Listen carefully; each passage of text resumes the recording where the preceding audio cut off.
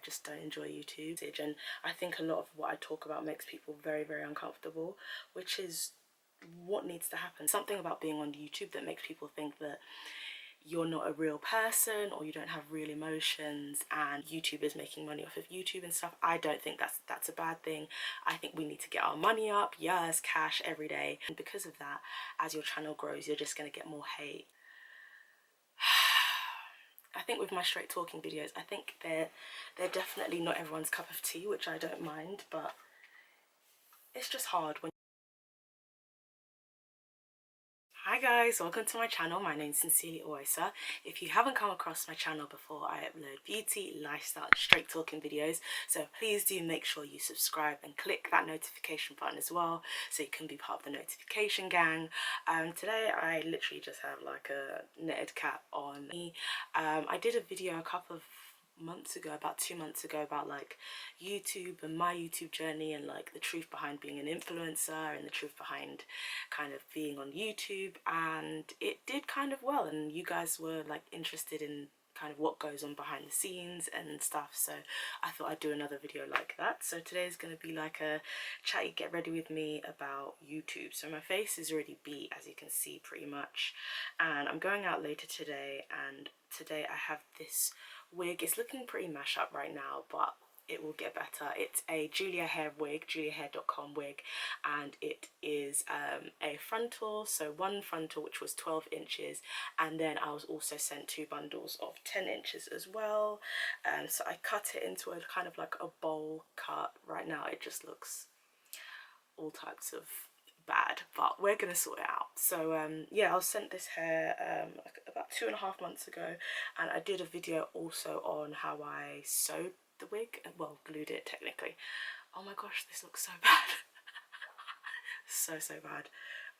But yeah, I've got some straighteners, so we're gonna sort it out and it's gonna be fine. I'm not gonna go out looking like a crazy person. So yeah, so I added a 27 pieces at the back, so it's kind of shorter at the back and longer at the front. I was kind of going for like a near long, like Jada Pinkett Smith, that era of hair, kind of like a T-boz bowl cut thing. So yeah, I'm kind of sorting it out. I don't know what that is. So I've been on YouTube for what, I think 8 years now. So if you guys didn't know, a lot of you are new subscribers. Hi, welcome. I've been on YouTube for about 8 years now, and I first had my channel That Sweet Poetry, and I set that up when I was at uni. If you don't know like my university story, then I will try and link it below. I think it's down. I've done a video on it, and yeah, so I started on my YouTube channel, and back then everyone was just, it was a lot more lax. It was a lot more like relaxed, and people weren't as, it wasn't as competitive. Like, even though brand deals were there, it wasn't as like known. By the time I finished my law degree, I kind of realized, okay, this is something I'd like to pursue even more. And so kind of like recently I've been spending a lot more time like on YouTube, and it hasn't been easy, I'm not gonna lie. There's just so much that goes on behind the scenes. There's so much investment. Currently planning to like do up my room and like have a nicer background, and investing in camera lenses, and camera lenses are like incredibly expensive, and also getting different types of cameras, so like vlogging cameras and things like that. And I don't know how else to dance around it. Like, I'm trying to, like, you guys will just see straight through me, like I'm trying to dance around it, but it's really difficult, and there's some days where I just don't enjoy YouTube. It's not how I feel all the time, but especially lately it just feels like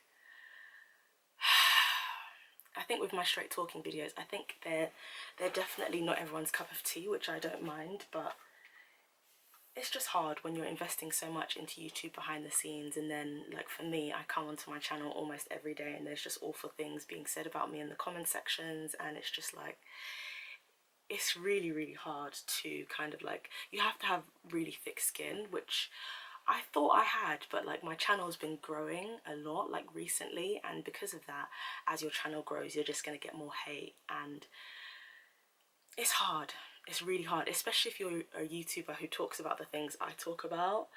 And you know, I'm not just talking about like small subjects, like what a lot of my straight talking, especially if you're a YouTuber that talks about the things that I talk about, you are going to get backlash, because a lot of the topics I talk about, they're hard hitting. They're really, you know, when you're talking about racism, structural racism, colorism, interracial relationships, and you're really delving, I don't know how I'm going to straighten this without burning myself, but, and you're really delving deep into these topics, there's just some people who are going to really hate your message. And I think a lot of what I talk about makes people very, very uncomfortable, which is what needs to happen, because I think the more you talk about racism and sexism and colorism and racialized misogyny, you're helping to break down those structures. I think the more that you start those conversations, the more that you're able to maybe even help in destabilizing those things. But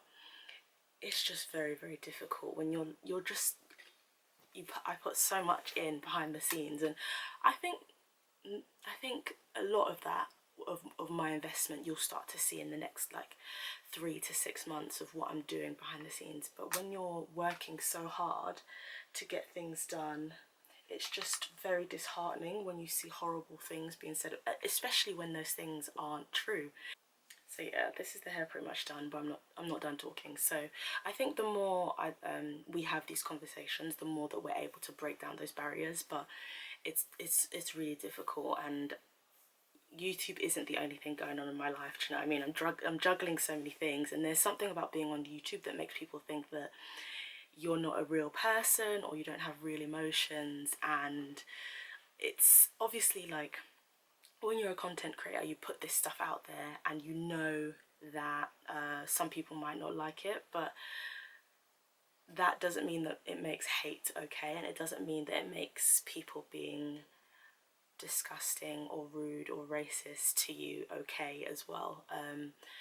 But yeah, it's difficult. I think also the fact that it's become more like saturated is a good and bad thing. I think the fact that it's more like saturated means that in a way, like, there's more people in the community, there's way more bloggers, there's way more like Instagram content creators, there's way more YouTubers, which means like you're able to kind of like talk to more people and find people who are going through the same thing as you. Like, it's nice to, when I have conversations with other YouTubers, like, they usually say almost exactly the same thing. A lot of them may not be talking about the things I'm talking about, which makes my experience slightly specialized, I guess. But a lot of what I struggle with, they're struggling with as well in some way, shape or form. So yeah, it definitely makes me appreciative of it, but at the same time, there's a lot more struggle for opportunity in a sense. I think for me, like, the more I just focus on staying and slaying in my lane, the more I don't get offended or upset by things that are going on. But I think the fact that I'm black and dark skinned, and we're very aware that a lot of brands, like, if they are going to give someone a brand deal or if they are going to work with bloggers, usually it'll be like one dark skinned blogger, if that. Usually it'll just be one blogger and she'll be light skinned, or just the one dark skinned blogger, just to make sure they've kind of ticked the box. And then you'll see like 10 white girls with blonde hair, and it's very strange how they can kind of see the different, and I've spoken about this before, they can see the differences between different white bloggers and their different audiences, and they can appreciate their different audiences, their different numbers, their demographics and stuff like that. But when it comes to black bloggers, it's kind of like one brush for all of us. Bloggers, content creators, YouTubers, blah blah blah. I think that does make things difficult, and I think, yeah, it's hard. I think that there's just so much to talk about in terms of like Instagram. Like, even bloggers I've spoken to have said a similar thing, where it's just like people don't read blogs as much, and the content that they are reading in blogs is very, very different to what it used to be, because Instagram in a sense is literally its own blog. You can have a caption which is almost like a blog post. Obviously it won't be as detailed, but it's still able to cover some topics. you can monetize off of Instagram as well.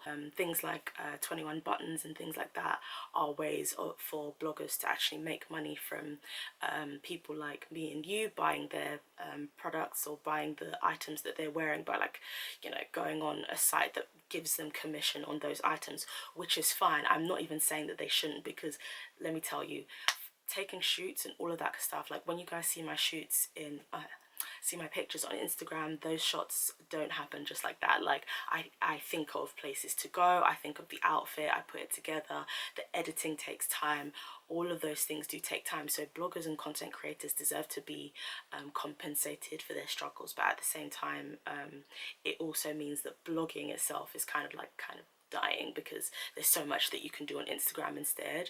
And I think oversaturation in a way is a good way, because it is a good thing, because it means that the people are increasing their quality, because seeing as there's so much out there, you have to do something really really important or really special in order to stand out or in order to build an audience.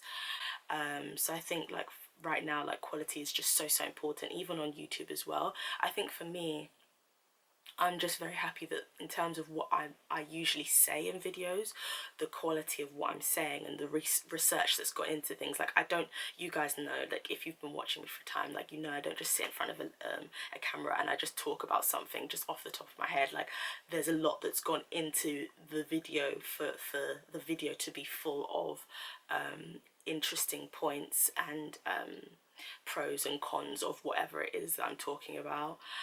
So yeah, that's it. I'm definitely going to do more on this topic, because I think there's so much to talk about. It's really hard to kind of like give an overview, but yeah, I mean, everyone always talks about oversaturation, and everyone talks about bloggers like making money off of like YouTube and all of that, and bloggers and YouTubers making money off of YouTube and stuff. I don't think that's a bad thing.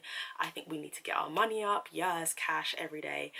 I'm joking, but yeah, I do think that that remuneration or compensation is very important, because it's really stressful and it's very time consuming to set up your equipment, buy new lenses, buy new lights, buy new light bulbs, invest in like memory cards, invest in even like your video editing software can be very expensive, and all of those type of things do cost money. And so even though there is this kind of skepticism over like YouTube, I've said like a lot, I apologize, over YouTubers doing paid videos, I really don't see why subscribers shouldn't actually be happy for YouTubers who are able to make money now, because it's almost like they've put so much time and effort, they've literally done their like 10,000 hours and put that effort into their craft, and now that they're being approached by brands, if anything, subscribers should be happy that that's happening, and trust that the YouTuber that was honest and authentic before the brand deals will still be honest and authentic afterwards. Obviously that's not always the case, but I'd like subscribers who've been riding for YouTubers for X amount of years to just be able to have faith in their personality and in their integrity enough to support their paid content. Like, if you see a blogger or a YouTuber or an Instagrammer who has an ad, like, comment, like engage in it, because it's going to help them, it's going to help brands see that their subscribers and their followers are engaged and they enjoy that content, whether it's sponsored or not.